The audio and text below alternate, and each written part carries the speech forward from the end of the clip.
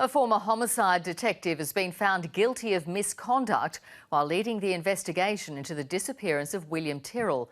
Gary Jubelin used his mobile phone to illegally record conversations with a key suspect on the New South Wales mid-north coast. The magistrate described Jubelin as a self-serving witness who gave speeches instead of answering questions about his illegal behaviour. Crime reporter Mark Reddie. Dressed in black and white every step of the way, but the criminal case against this former homicide detective was anything but, although today the verdict was clear.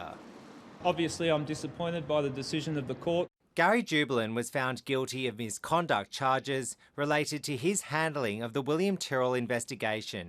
Given the fact I've been putting people before the court for the past 32 years, it's important that I respect the decision.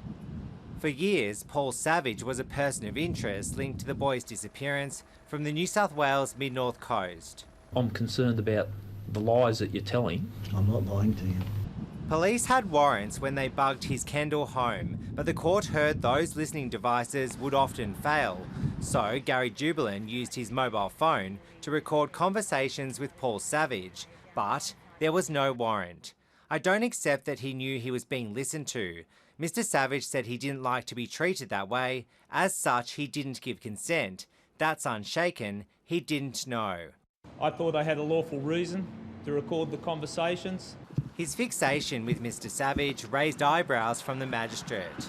There is no evidence, no DNA, no fingerprints, no leads. There is nothing. He has picked Mr. Savage, pursuing him at all costs.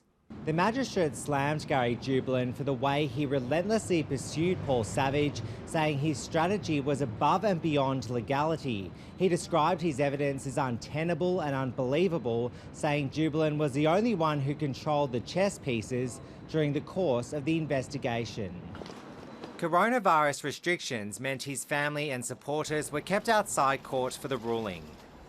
Gary Jubelin lived and breathed the investigation with absolute commitment to finding out what happened to William.